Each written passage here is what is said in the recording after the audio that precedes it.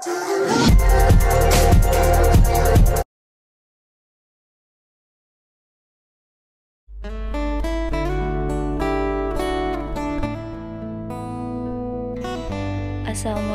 warahmatullahi wabarakatuh. Kalau kalian sudah niatkan belajar karena Allah, yuk langsung kita mulai pembahasannya.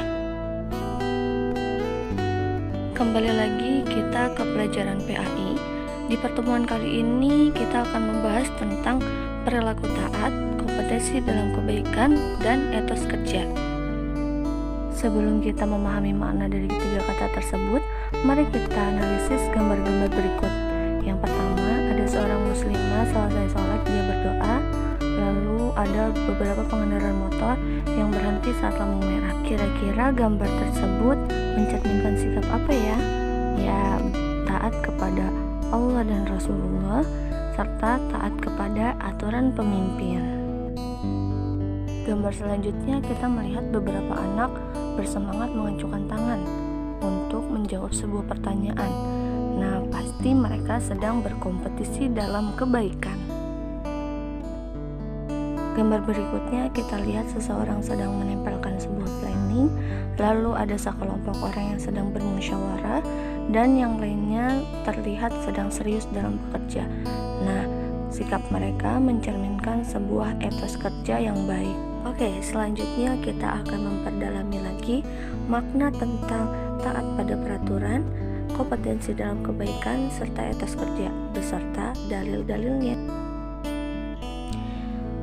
Taat kepada peraturan. Taat artinya tunduk atau tidak berlaku curang atau setia. Aturan adalah tindakan atau perbuatan yang harus dijalankan. Dengan kata lain, taat pada peraturan adalah sikap tunduk kepada perbuatan yang telah dibuat baik oleh Allah Subhanahu wa taala, nabi atau pemimpin.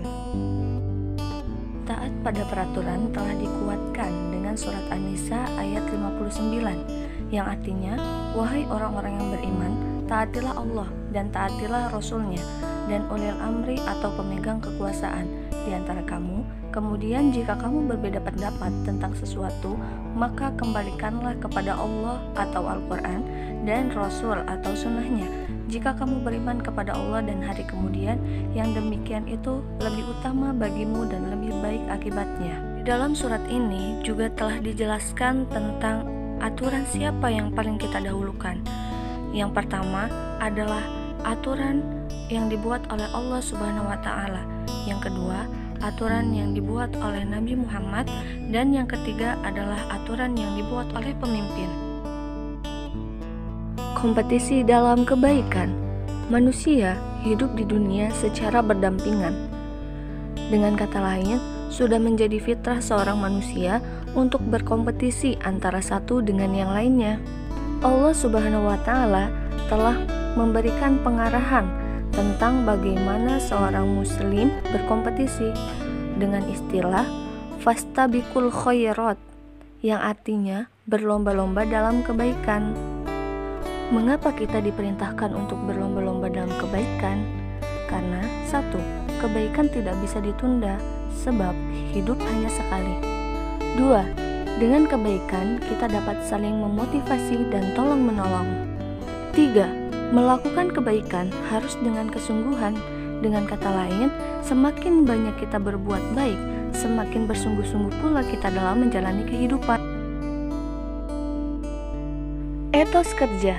Seorang muslim haruslah menyeimbangkan antara kepentingan dunia dan akhirat, tidak semata hanya berorientasi pada kehidupan akhirat saja, melainkan juga harus memikirkan kepentingan kehidupan di dunia. Untuk menyeimbangkan antara kehidupan dunia dan akhirat, wajiblah seorang muslim untuk bekerja. Hendaklah dalam setiap pekerjaan kita bekerja secara aktif, dinamis, produktif, dan profesional. Dan jangan lupa untuk selalu niatkan lillahi ta'ala. Allah berfirman dalam surat At-Taubah ayat 105 yang artinya, dan katakanlah, bekerjalah kamu, maka Allah akan melihat pekerjaanmu, begitu juga Rasul-Nya dan orang-orang mukmin, dan kamu akan dikembalikan kepada Allah yang mengetahui yang gaib dan yang nyata. Lalu diberitakannya kepada kamu apa yang telah kamu kerjakan. Dapat ditarik kesimpulan bahwa apa-apa yang kita kerjakan akan balik kepada diri kita. Maka, bekerjalah dengan sungguh-sungguh dan maksimal. Bekerjalah sesuai dengan aturan Allah Subhanahu wa Ta'ala dan Rasul-Nya. Kalau pekerjaan itu tidak baik dan tidak benar, jauhilah. Jangan sampai di kemudian hari baru menyesal. Sungguh tidak ada artinya. Mungkin cukup sekian penjelasan pada bab ini. Mohon maaf bila ada kesalahan kata atau penjelasan yang kurang berkenan, sebab kesempurnaan hanya milik Allah. Wabillahi taufiq wal hidayah wa ridha wal inayah. Wassalamualaikum warahmatullahi wabarakatuh.